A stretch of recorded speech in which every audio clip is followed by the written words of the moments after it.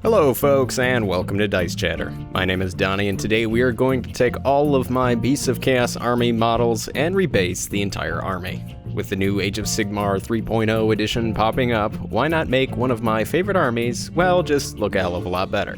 So we have only a casual 106 models. Why am I doing this to myself?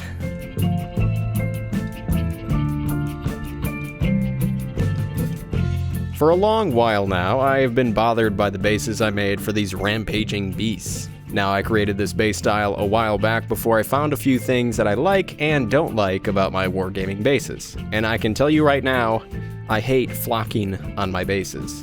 And the entire army is flocked. Flocked. Oh yeah, and maybe a little bit more flocking. Just flock me sideways, everything is flocked. The goal here is to create a simple and easy to follow basing scheme that I can repeat and get through quickly. Because I have 106 models, and you know, a lot more in gray plastic, still on the sprue, waiting for love. Anyways, we will pop over to this shot right here and stop the camera now. Alright, we have the newer base on the left and the old one on the right. Now, it isn't like the old one is bad or you can't tell what is going on there, it just doesn't fit the theme I want to create with my Beasts of Chaos. Alright, you can continue the footage. So I have a general plan in place, and I'm ready to start ripping models off their bases. So let's get started. On a side note, I am also using some footage I filmed a while back, like roughly 6 months ago. So if you randomly see film of me with less hair, looking older, and not much wiser, it's because I am a time-traveling wizard. Anywho, way off topic. I found myself mostly fortunate that I decided to super glue most of my models to their bases rather than plastic glue. I told myself at the beginning of this project that if a model didn't want to get yanked and pulled off its base, I wasn't going to force it or cut the guy off. Now that's what I told myself, and after snapping a few legs, I realized some models were just destined to stay on their base. Now if these guys were on squares and I had to go to circle bases, I'd pull out a blade and get to it, but with the basic plan I have here for the models, I'm hoping I can work around them. So we have a majority of the models removed from their bases and put off to the side. Now before we get right into the juicy part of things, let's go back to that still shot from earlier. So we have the finished base on the big old Gorgon. I have intentions of making all the other BOC bases look similar to this guy's. Now the problem is, for this base, I never wrote down a recipe when I initially created it. You know, that 6 or so months ago. What I do remember though is that the model and the base were separate, and the base I was able to prime black and then zenithal highlight with my airbrush. I can tell you right now, that ain't gonna work for all of these bases. Especially the ones where I can't remove the model from their base. So this will make things a little tricky, but I still have my positive attitude. Let's get cracking. Right off the bat, I need to remove all of this damn flock and the grass tufts. I don't expect to get every little piece, but I want to get the majority of everything so that in the next step of the process, I have a better surface to work on and hopefully have more adhesion. I use a soft bristled toothbrush and start scrubbing it on all of the bases. I don't want to use anything that is sharp or rough that may possibly scratch the models, and even then still be delicate around the stuff that you care about. I will tell you that this took a long while. Sure, in a minute or so it was completed on film, but it took way longer than that. Just make sure with monotonous steps like this to take your time, throw on a podcast or some music, and soon enough your work will be complete. The next big step I had was covering up all the bases with what I like to call my cheater basing material, the wonderful Vallejo diorama effects material. What I will be using today is the thick mud goop, and this stuff is amazing. The jar is decently sized, contains a lot of this goop, and hopefully I have enough left for the models I need to rebase. But because I am a little fearful I will not have enough, I will add in some goop from this earth texture jug, and I should be set for the build. I also noticed on my test base with the Gorgon, the earth below the monster's feet is also a lot brighter than the Vallejo thick mud, so I do sparingly add in some white ink into the concoction I have already made. I don't expect it to look exactly like the original base, but I just want to make sure everything on the tabletop looks relatively similar. Now that we have our goop concoction mixed up, it is time to slop it down on the bases. Like I said near the beginning of the video, my intention is to make a quick and easy recipe so that in the future when I have hordes of Beasts of Chaos models painted up, I don't have to worry about the basing process or what it is going to look like.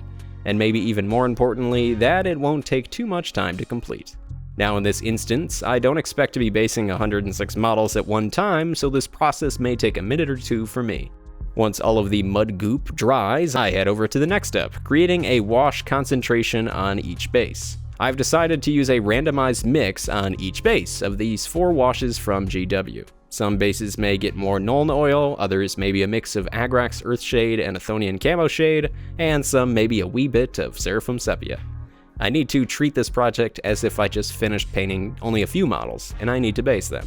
So ignoring the fact that I have so many models to rebase, I still have decided to go with the standard route of using more expensive washes for this reconstruction. So maybe I go through $30 of wash in one sitting. Whatever. It'll look nice in the end, and I'll be a little happy camper.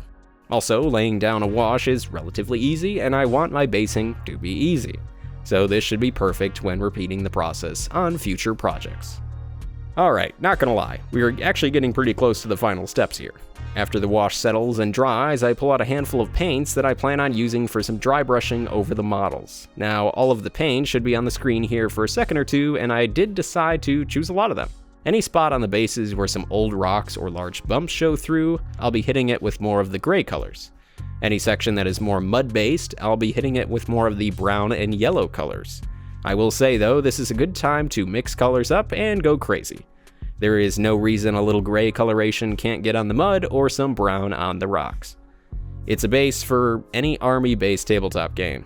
Nothing needs to be perfect and look exactly like it should in the real world. Also, this is a fantasy game, where farm animals have come to life and they are fighting against dead golden boys who come down from the sky in lightning bolts. I think it's alright if my base doesn't look exactly like it should.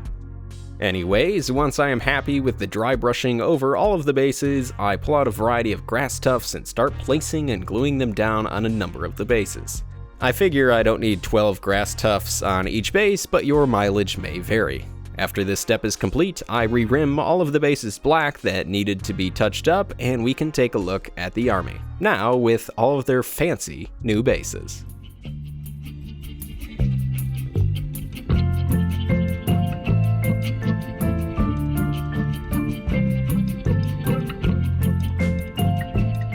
While we look at the bases here, I do just want to cover a couple key concepts to take away from this rebasing. Number 1, come up with something simple and practical that can easily be repeated over your army. This will make the rebasing process much more enjoyable and even more importantly repeatable on future creations for your army. Number 2, with tip number 1 still in mind, create a plan that is feasible for both models you were able to remove from their bases and the ones that you were not. Like for the Bulgors here, a majority of them I was unable to rip them off their base and had to work around their hooves. Just keep this in mind if you are rebasing your models as well. So, there you have it folks, my Beasts of Chaos army is ready and prepared for the new Age of Sigmar edition. It may not be a good army, but it is my army. We will have to see what the new rules do for my beasts. If you all enjoyed this content, let me know by leaving a comment or continuing the conversation over on the Dice Chatter Discord. If you are even more inclined, I do have a Patreon for those folks who'd like to support the channel financially. Feel free to subscribe, of course, and as always, I want to thank you all for watching, and of course, happy gaming.